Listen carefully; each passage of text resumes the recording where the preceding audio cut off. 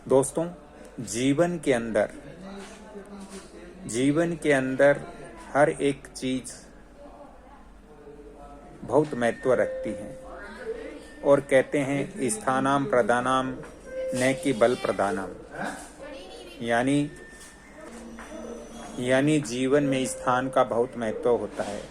दोस्तों, अगर हमारे घर में प्रत्येक किचन या बेडरूम या टॉयलेट यदि वास्तु सम्मत होगा, वास्तु के हिसाब से होगा, तो हमारे घर का मूल्य भी बढ़ेगा, हमारे घर की वैल्यूशन भी बढ़ेगी। दोस्तों, जैसे मैं उदाहरण देके बताता हूँ कि एक मक्खी यदि गुड़ के ऊपर बैठ जाए तो उसकी कोई कीमत नहीं होती। एक मक्खी यदि सब्जी के ऊपर बैठ जाए तो कोई कीमत नहीं होती। लेकिन वही मक्खी अगर किसी सुनार की दुकान में सोना तोलते समय उस सोने के ऊपर बैठ जाए तो फिर उसके सीधे 5-6 हजार रुपये बढ़ जाते हैं सोने के। तो स्थान का बहुत महत्व होता है। दोस्तों, हमारे घर को परिपूर्ण वास्तु के सम्मत ही निर्माण करना चाहिए। हमारे घर में वास्तु की एक एक चीज को ध्यान में रखते हुए ही हमें मकान का निर्माण करना चाहिए।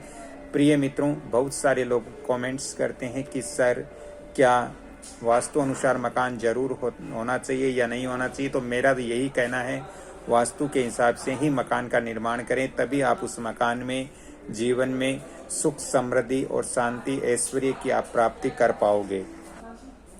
दोस्तों, एक मित्र ने कहा कि गुरुजी मैं बहुत ज़्यादा भक्ति करता हूँ लेकिन भगवान के दर्शन मेरे को नहीं होते हैं। प्रिय मित्रों, आपने कभी सीरा बनाते हुए देखा है या सीरा खाया है? हलवा जो होता है वो कभी खाया है? हलवे के अंदर काजू, किशमिश, शक्कर या फिर अन्य वस्तुएं हम डालते हैं, लेकिन जब वो हलवा बन के परिपूर्ण तैयार हो जाता है तो उसके अंदर जो काजू हमने डाले हैं वो दिखाई देंगे, जो आटा सूजी का या दाल का हमने डाला है वो दिखाई देगा, जो उसके अंदर हमने जैसे लौंग इलायची डाली है वो हमें दिखाई देगी, लेकिन शक्कर हमें उसके अंदर दिखाई नहीं देगी। इसी तरह से हम भगवान की भक्ति करते हैं लेकिन भगवान हमें दिखाई नहीं देते हैं। तो क्या सीरे के अंदर शक्कर नहीं है? यदि बिना शक्कर का सीरा होगा या बिना गुड़ का सीरा होगा तो क्या वो अच्छा लगेगा? नहीं लगेगा।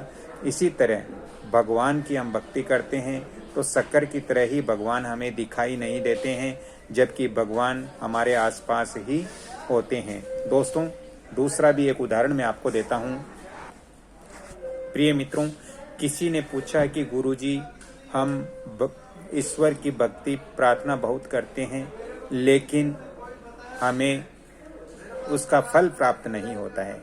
प्रिय मित्रों, ईश्वर हर जगह है, लेकिन उसको पहचानने के लिए, उसकी कृपा दृष्टि पाने के लिए हमें कुछ चीज़ों का ध्यान रखना बहुत जरूरी है। ईश्वर से हमें जुड़ना बहुत जरूरी है, वो भी भावनाओं के साथ में जुड़ना चाहिए।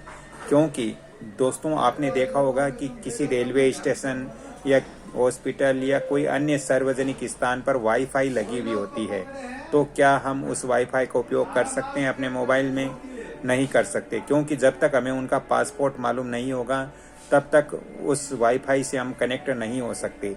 इसी तरह से हम भगवान से कनेक्ट होने के लिए वो पासपोर्ट जरूरी है, वो भावनाएं जरूरी है।